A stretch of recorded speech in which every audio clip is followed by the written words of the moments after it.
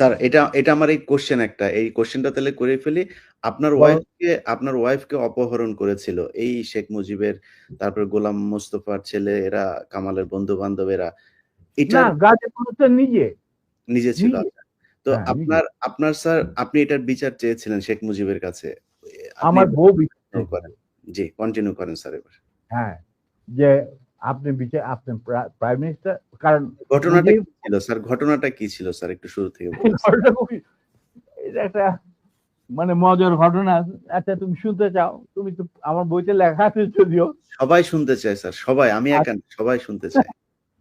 ঘটনাটা হচ্ছে, আমার এক খালাতো বোন, তার নাম তাহমিনা। তার বিয়ে ঠিক করেছিলাম আমি আর নিম্মি কর্নেল রেজার সাথে, যে আমাদের চেয়ে জুনিয়র চাকরি। তার সাথে বিয়ে হবে, অনুষ্ঠান হবে লেডিস ক্লাবে। তো দুপক্ষেই আমাদের পরিচিত, অতএব আমরা হলাম রায় মিডিয়া। ঠিক আছে, ঠিক আছে। তখন আমরা কি করলাম, সমস্ত অ্যারেঞ্জমেন্ট আমাদের উপরে দায়িত্ব আসলো। তো কাকে রাখি আর কাকে বাদ দেই, এত মানুষের সাথে পরিচিতি। তো আমরা যাই হোক বেশ ভালোই, প্রায় 2-3 হাজার লোকের মতো লোক ইনভাইট করা হলো দুই তরফে। চলছে বিয়ার আসর। তখন আমার একমাত্র শালা, যার নাম বাপ্পি, ও ম্যাকগিল ইউনিভার্সিটিতে পড়তো, ওখান থেকে ছুটিতে আসছে দেশে। He was also present in the ceremony.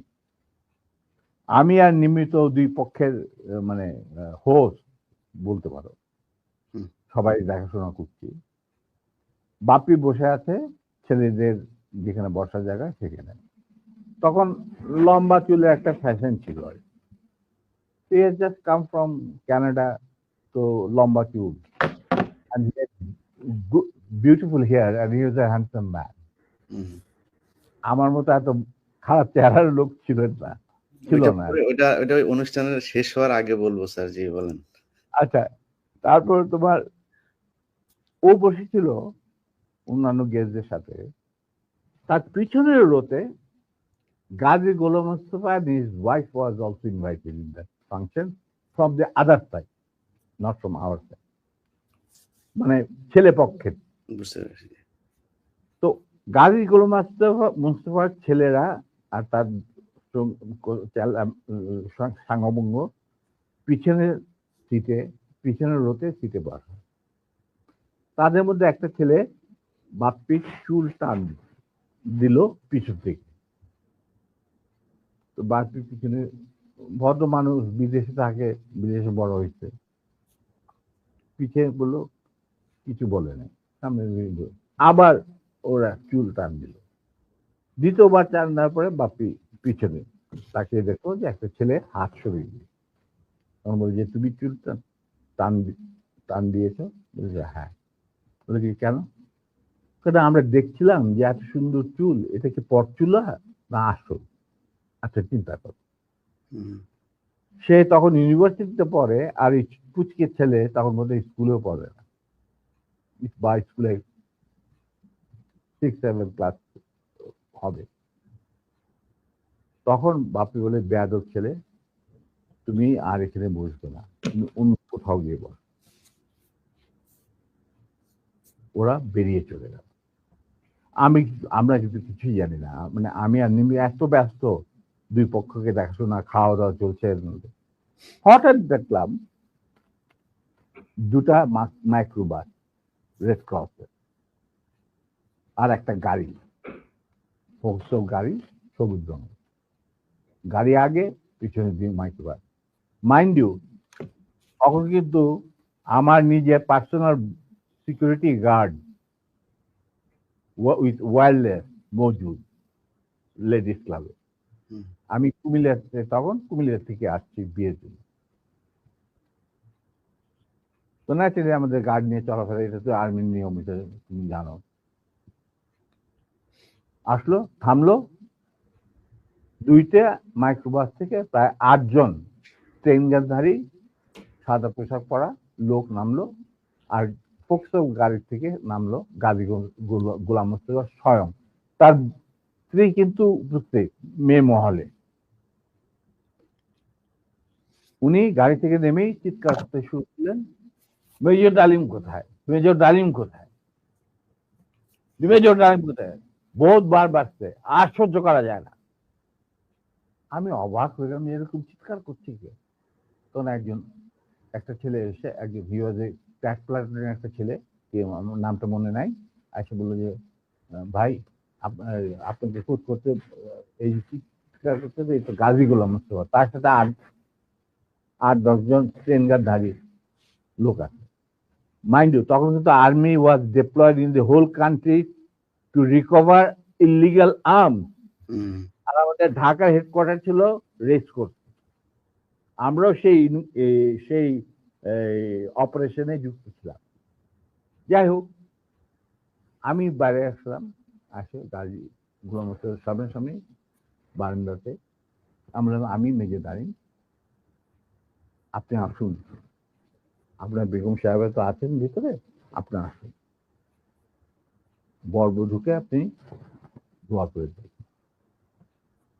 হারামজাদা বারবার সে আর্মির, আজকে আমি উচিত শিক্ষা দেব। আমি দেখলাম আমার চারদিকে ওই ট্রেনের ঠেকাইলেও প্রায় 4-5 জন মানুষ, আর 4-5 জন খালে দাঁড়িয়ে। আমরা এটা কি, আমি একজন ট্রেন মানুষ, আমার স্কট আছে ওখানে প্রায় 4-5 জন, ওয়্যারলেস আছে, I can call anyone any time, MP unit, যে ইউনিট দরকার হয়। এই কি অবস্থা, একটা বিয়ে বাড়ির মধ্যে এরকম একটা হুলস্থুল কাণ্ড। আপনি দেখেন কিছুই কি ব্যাপার, কি আপনি আত্মটা উত্তেজিত করেন। আমি তো জানি না যে এর মধ্যে কি ঘটনা ঘটে। ওগুলো ওঠ, এ উঠা, মাইক্রোবাইস আমাকে ঠেলতে ঠেলতে নিয়ে যাচ্ছে মাইক্রোবাইস। আপনি ব্যাপার কি গাড়িতে, এটা একটা বিয়ে বাড়ি, একটা মেয়ের বিয়ে হচ্ছে, আর আপনি আমাকে বলছেন উঠ, কি আমার কাপড় টাপড় ধরে টানা 4 জন মিলে আমাকে উঠালো। খবর চলে গেল ভিতর অন্য মহলে, নিম্মি আর আমার শাশুড়ি, আমার খালার শাশুড়ি, মানে কন্যার মা, উনি বেরিয়ে আসলেন। ওনারা আসলেন, কি ব্যাপার, দেখে যেরকম আমাকে ঠেলাঠেলি করে উঠানো হচ্ছে মাইক্রোবাসে।